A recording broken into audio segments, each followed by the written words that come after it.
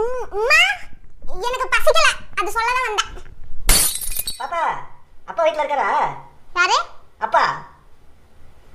அம்மா கூப்பிடுறாங்க உன்னை. அப்பா சட்னி.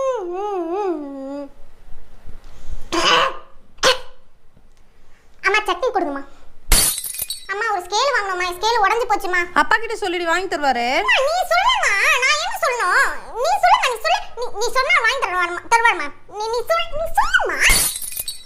அடியே அயன் பண்ணிட்டுமா யூனிஃபார்மு? ப்ளூ யூனிஃபார்மா ஒயிட் யூனிஃபார்மா?